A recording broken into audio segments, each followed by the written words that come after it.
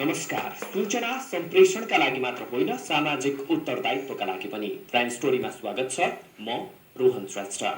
आज हामी प्रविधिको दुरुपयोगका बारेमा केन्द्रित छौं। सूचना र प्रविधिको विकासले मानव जीवनमा अकल्पनीय प्रभाव पारेको छ।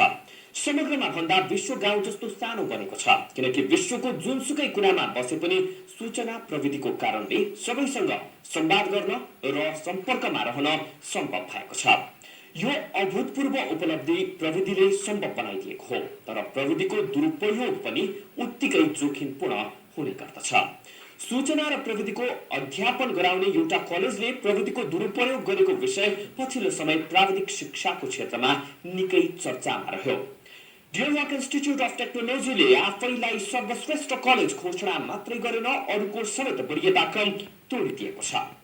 गुगल सर्च गर्दा नेपालको सबैभन्दा उत्कृष्ट कलेजका रूपमा देखाउने गरी सो कलेजले प्रविधिको दुरुपयोग गरेको थियो। कलेजको नाम भन्दा वेबसाइटको नाम बिल्कुलै फरक राखेर सो कलेजले आफ्नो वरियता सर्वमान्य भएको आभास दिने प्रयास गरेको थियो, तर उसको प्रयास आफैमा कमजोर साबित भएको छ। अहिले विभिन्न संकायमा विद्यार्थी भर्नाको होडबाजी छ। आफ्नो कलेजमा उत्कृष्ट विद्यार्थी धेरैभन्दा धेरै भर्ना गराउन कलेजहरूले राम्रा र नराम्रा सबै उपाय गर्ने गर्दछन्। तुलनात्मक रूपमा नयाँ र स्कोप रहेको मानिएको bachelor of science in computer science and information technology BSc CSIT-मा बढी से बढी विद्यार्थी भर्ना गर्न सम्बन्धित कलेजहरूको होडबाजी गजबको बनेको छ। सामान्यतः BSc CSIT अध्ययनका लागि आउने विद्यार्थी मध्ये अधिकांश हुने खाले परिवारकै हुने गर्दछन्। सरकारी कलेजमा 4 वर्ष यो कोर्सका लागि विद्यार्थीले 2,75,000 शुल्क मात्रै तिर्नु पर्ने हुन्छ। निजी क्षेत्रबाट सञ्चालित कलेजमा कम्तीमा 4 लाखदेखि 9 लाखसम्म शुल्क तिर्नुपर्ने बुझिएको छ। तुलनात्मक रूपमा महँगो यो कोर्स अध्यापन गराउँदा कलेज सञ्चालकलाई राम्रै नाफा हुने गर्दछ। प्रविधि सम्बन्धी विद्यार्थीको माग, विद्यार्थीको आकर्षण र आर्थिक नाफालाई ख्याल गर्दै BSc CSIT-को अध्यापन गराउने थुप्रै कलेजहरू सञ्चालनमा आएका छन्। त्यसै मध्येको एक हो डियर वाइक इन्स्टिच्युट अफ टेक्नोलोजी, जसले 3 वर्ष अघि मात्र BSc CSIT-को अध्यापन थालेको थियो। BSc CSIT-को 8 सेमिस्टरमा पढाइ हुने गर्दछ। डियर वाइकको पहिलो ब्याच अहिले 8औं सेमिस्टरको तयारीमा छ। यसको अर्थ हो यसका कुनै पनि विद्यार्थीले सो कोर्स पूरा गरिसकेका छैनन्, तर यही कलेजले विद्यार्थी झुक्याउने गजबको सूत्र तयार गरेको भेटिएको छ। उसले झट्ट हेर्दा उसैले सञ्चालन गरे जस्तो नदेखिने सूचना र प्रविधिसँग सम्बन्धित वेबसाइट मार्फत सबैलाई नम्बर 1 कलेज घोषणा गरी विद्यार्थीलाई झुक्याएको छ। त्यति मात्र होइन, उसले वर्षौंदेखि अध्यापन गराइराखेका त्रिभुवन विश्वविद्यालय तथा निजी कलेजहरूको समेत वर्गीकरण गरी आफूलाई सर्वश्रेष्ठ घोषणा गरिदिएको छ। सूचना र प्रविधिसँग सम्बन्धित विद्यार्थीहरूले इन्टरनेट सर्च गरी उत्कृष्ट कलेजको छनौट गर्ने हुँदा भर्नाको समय पारी डियरवकले विद्यार्थीहरूलाई भ्रममा पारेको अन्य कलेजले आरोप लगाएका छन्। कम्तीमा पनि बुधबार बिहानसम्म everestList.org-मा प्रमुखताका साथ अपलोड भएको यो जानकारीले डियरवकको नक्कली कामको सक्कली अनुहार प्रष्ट भएको हो। यो वेबसाइटले सार्वजनिक गरेको सूचीमा 53 कलेजहरूको नाम राखिएको छ, जसमा 1 नम्बरमा डियरवक, दोस्रोमा saint Xavier, तेस्रोमा ASCOL, चौथोमा new summit र 5औंमा NCCS कलेजको नाम राखिएको छ। विभिन्न क्राइटेरियाका आधारमा यस्तो सूची प्रकाशित भएको उल्लेख गरिएको छ। नेपालका सबै कलेजहरूको अध्ययन र अनुसन्धानपछि यो सूची प्रकाशित गरिएको उल्लेख छ। अनुसन्धान गर्ने वेबसाइटले उत्कृष्ट 4 मा परेको न्यू समिट कलेजको लोगो भने राखेको छैन। लोगो नभेटिएको सूचना साइटमा राखिएको छ। कलेजहरूको अनुसन्धान गरेर सबै कुरा थाहा पाउने निकायले लोगो नै नभेट्नु आफैमा हास्यास्पद लाग्छ। सूची सार्वजनिक गर्नु अघि कलेजहरूको पहुँच दर अर्थात् उत्तीर्ण विद्यार्थीले रोजगारी पाएको, कलेजको स्रोत साधन, पाठ्यक्रम, कार्यशाला, उद्योगहरूसँगको आबद्धता, शैक्षिक नेतृत्व जस्ता विषयमा अध्ययन अनुसन्धान गरेर सूची तयार पारिएको वेबसाइटमा उल्लेख गरिएको छ। जसअनुसार विभिन्न क्राइटेरियाका आधारमा अङ्क दिएर नेपालभरका कलेजको वरियता तोकिएको छ। यो वरियतामा सबैभन्दा झोर कलेज चाहिँ ट्रिनिटी इन्टरनेसनल कलेज परेको छ। कलेजहरूको यस्तो वरियता तयार पार्दा विभिन्न कलेजहरूसँग इमेल मार्फत सम्पर्क गरिएको जनाइएको छ। ती कलेजहरूको फेसबुक पेज, वेबसाइटको अध्ययन र प्रत्यक्ष अवलोकन र भेटघाटका आधारमा सूची तयार पारिएको उल्लेख छ।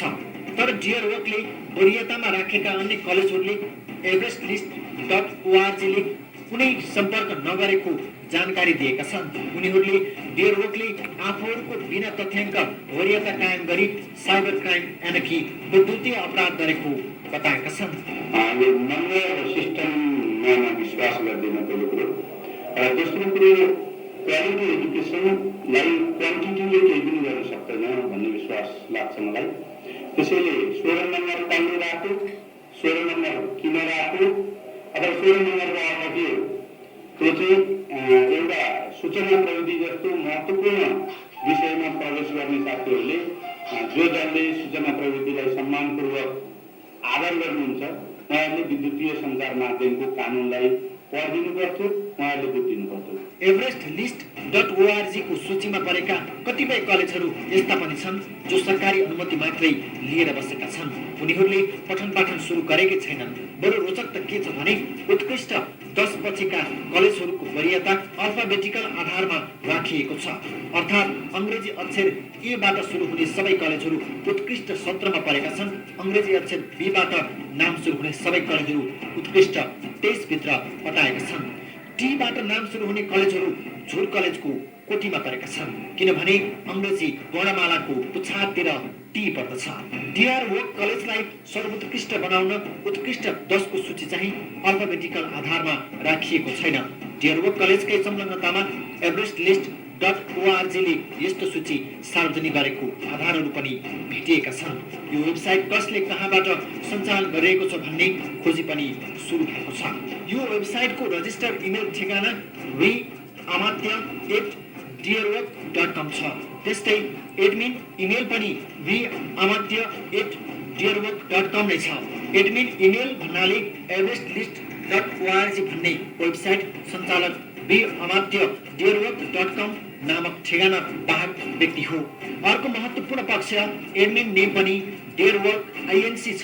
यो तथ्यले डियरवर्क नै संलग्नतामा everestList.com.org सञ्चालन भएको पुष्टि हुन्छ।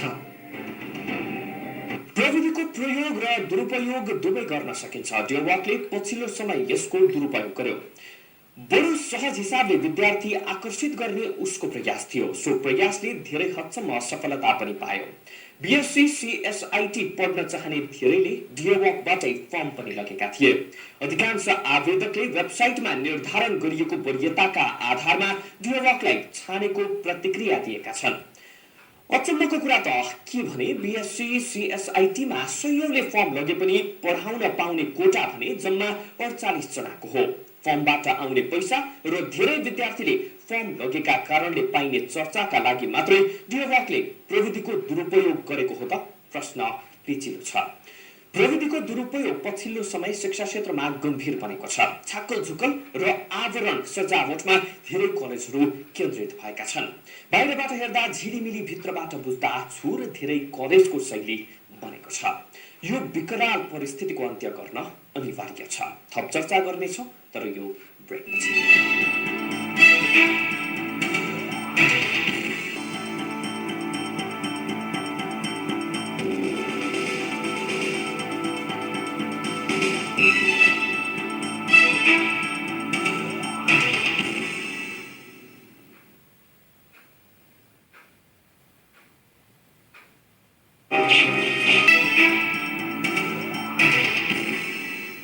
स्वागत छ। तपाईँ प्राइम स्टोरीमा हुनुहुन्छ र आज हामी चर्चा गरिरहेका छौँ कलेजहरूले गर्ने प्रविधिको दुरुपयोग र झुठो प्रचार शैलीको बारेमा। डियरवर्क इन्स्टिट्युट अफ टेक्नोलोजीले आफूलाई सर्वश्रेष्ठ स्थापित गर्न प्रविधिको प्रयोग गर्यो। उसको सो घोषणा सत्य साबित हुने आधार भेटिएन। चौतर्फी आलोचना भएपछि ऊ आफ्नो घोषणाबाट ढिलै भए पनि पछि हटेको छ। उसले आत्मआलोचना गरेको छ तर उसको आत्मालोचनाले प्रचारमुखी शिक्षा पद्धतिलाई अन्त्य गर्दैन। यसका लागि राज्य र सम्बन्धित विश्वविद्यालयले प्रष्ट नीति बनाउन अनिवार्य छ। everestList.org ले BSc SCIT पढाउने कलेजहरूको मात्रै होइन अन्य तहका कलेजहरूको पनि वरियता तयार पारेको छ। सन् 2013 का उत्कृष्ट +2 कलेजहरू, उत्कृष्ट 100 IT कम्पनीहरू, उत्कृष्ट 25 IT कलेजहरू पनि सार्वजनिक गरेको छ। केही दिन अघिदेखि BSc SCIT को वरियता सार्वजनिक गरेर डियर वाक इन्स्टिच्युट अफ टेक्नोलोजीलाई नम्बर 1 मा राखेको यो साइटले त्यो विवरण हाललाई हटाएको छ। त्रिभुवन विश्वविद्यालयबाट सम्बन्धन लिएको डियर वाकलाई नम्बर 1 बनाउने आधारहरू भने फेला परेका छैनन्। त्रिभुवन विश्वविद्यालय आफैले पनि कलेजहरूको वरियता प्रकाशन गर्दैन, अन्य निकायले पनि यस अघि गरेका थिएनन्। यस्तो वरियता निकाल्न झन्झटिलो र पर्याप्त अध्ययन अनुसन्धान गर्नुपर्ने भएकोले यो काममा सामान्यतः कुनै पनि निकायले हात हाल्दैनन्। त्रिभुवन विश्वविद्यालयका सूचना प्रविधि विभागका प्रमुख नवराज पौडेलका अनुसार वरियता निकाल्ने काम त्रिभुवनको चलनमै छैन। युनिभर्सिटीले जुन र्याङ्किङको कुरा गर्दाखेरि युनिभर्सिटीले त हामीले चाहिँ मेजर कम्पोनेन्ट भनेको पक्कै पनि हामीले रिजल्टमा मान्नुपर्छ। मेजर कम्पोनेन्ट होइन, रिजल्टमै हुनसक्छ मेजर कम्पोनेन्ट होइन, तर त्योभन्दा अरू कम्पोनेन्टहरू पनि हुनसक्छ। तर मलाई चाहिँ के लाग्छ भन्दाखेरि कुनै संस्थाले यदि र्याङ्किङ गर्नु थियो भने तपाईँको टियुको एउटा जानकारी लिएर टियुलाई पनि सर्टिन पार्टमा चाहिँ इन्भल्भ गराएर त्यो टियुको सहमतिबाट र्याङ्किङ गरेको भए पक्कै पनि राम्रो पनि हुन्थ्यो होला, त्यो बेला जस्टिस पनि हुन्थ्यो होला धेरै कलेजहरूलाई। अहिले मैले मौका पनि यो कुराहरू आयो, मैले त्यो लिस्ट पनि हेरेँ। मैले लिस्ट एउटा केसँग पाएँ भन्दाखेरि तपाईँको जुन कलेजमा अहिलेसम्म विद्यार्थी नै छैन, जुन कलेजले कुनै पनि ब्याच पढाएकै छैन, त्यो कलेज पनि र्याङ्किङमा माथि भएको पनि देखियो। यो हिसाबले मलाई के लाग्छ भन्दाखेरि चाहिँ एकदमै तपाईँले चाहिँ 2-4 वटा भनौँ न, अब कसैले चाहिँ आफ्नो अलिकति मार्केटमा अलिकति एडभर्टाइज गर्नलाई चाहिँ यो गरेको हो कि जस्तो देखिन्छ। हुन त अब मलाई थाहा छैन, अब त्यो everest.org भन्ने चाहिँ वेबसाइटले लिस्ट निकालेको रहेछ, उहाँले कसरी निकाल्नु भयो। तर पनि यो मैले टियुको रिप्रेजेन्टेटिभको हिसाबले मैले यो कुरामा मैले बोल्नु पर्दाखेरि यसलाई हामीले आधिकारिक मान्ने कुनै पनि हामीसँग त्यस्तो चाहिँ भनौँ कारण चाहिँ मैले देख्दिनँ। everestList.org को वरियताबाट सूचना प्रविधि सम्बन्ध कार्यक्रम सञ्चालन गर्ने कलेजहरू समेत पुष्ट छन्। BSc CSIT कार्यक्रम सञ्चालन गरिरहेको काठमाडौँको एम्बिसन कलेजका निर्देशक देवी घिमिरे सार्वजनिक भएको वरियता हजुरको भरमा आएको बताउँछन्। उनले महँगो शुल्क लिएकै भरमा कुनै कलेज सर्वोत्कृष्ट हुन्छ भने त्यस्तो दाबी आफूहरूले नगर्ने उल्लेख गरे।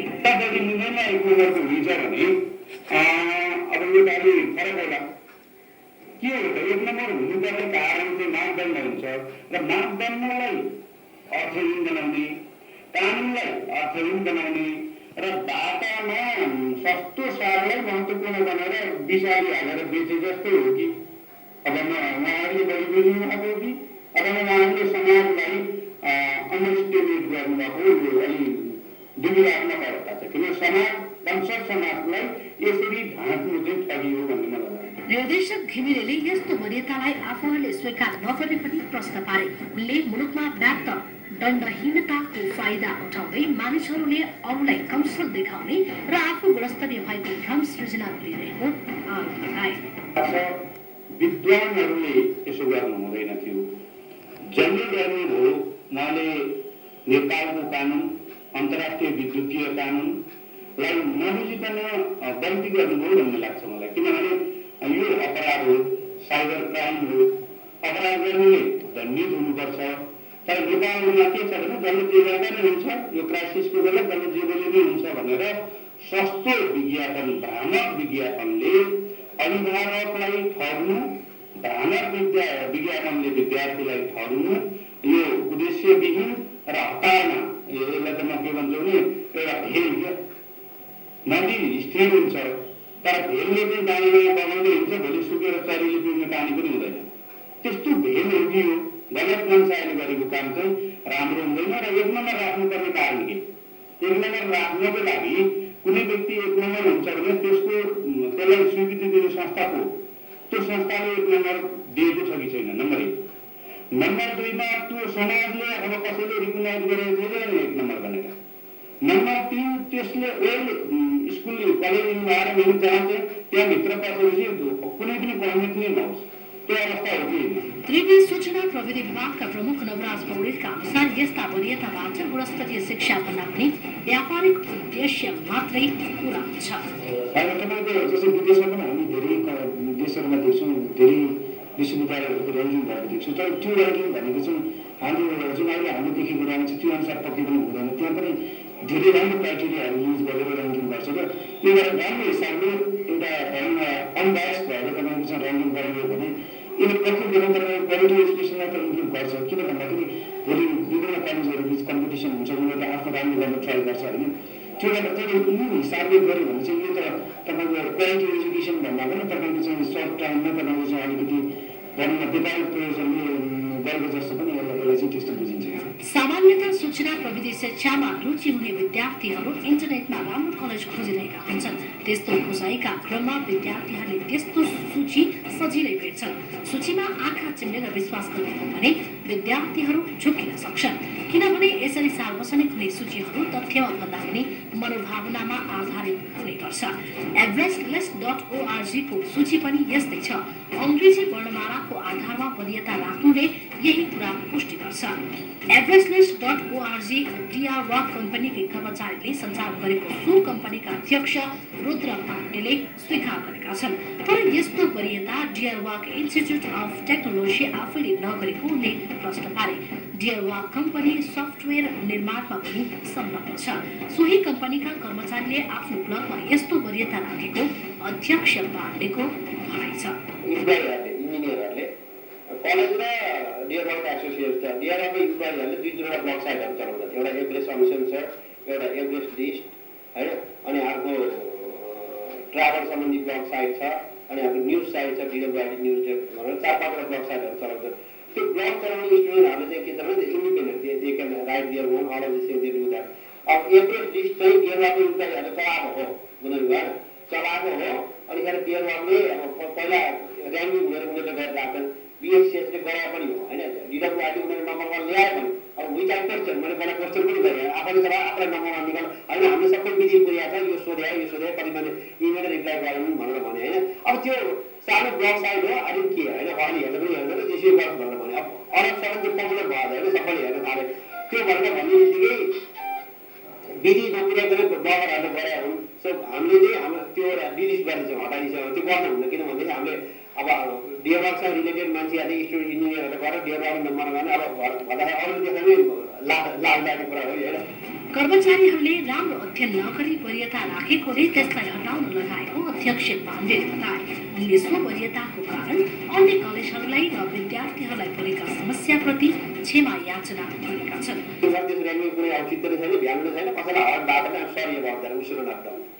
सूचना प्रविधि शिक्षाको क्षेत्रमा डियरवाक चलेको नामको यो कलेजले कति गुणस्तरीय शिक्षा दिन्छ त्यो त हेर्न बाँकी छ किनभने यो कलेजमा हाल तेस्रो ब्याच चल्दैछ। कुनै पनि ब्याचले अध्ययन पूरा गरिसकेको छैन। अन्तिम परीक्षाफलबाट नै कलेजको वास्तविक गुणस्तर थाहा हुने हो। विद्यार्थीहरूका अनुसार यो कलेजको शुल्क भने अन्य कलेजको तुलनामा महँगो छ। 4 वर्षको शुल्क विद्यार्थी अनुसार हुन्छ औसतमा 7 लाख रुपैयाँ छ। सबै कलेजले राम्रो देखिने प्रयास गर्दछन्। राम्रो देखिने सबैको चाहना हुने गर्दछ, तर राम्रो देखिनका लागि राम्रो काम पनि आवश्यकता पर्दछ। नेपालको शैक्षिक जगत प्रचारमुखी बनेको छ। बोल्नेको पिठो पनि बिग्छ, नबोल्नेको चामल पनि बिग्दैन भन्ने शैलीलाई कलेजहरूले दुरुपयोग गरेका छन्। यो शैलीको अन्त्य नभए धेरै विद्यार्थी र अभिभावक भ्रममा पर्ने निश्चित छ। यो शैलीले अन्ततः शिक्षा क्षेत्रलाई नै धराशायी बनाउने निश्चित छ।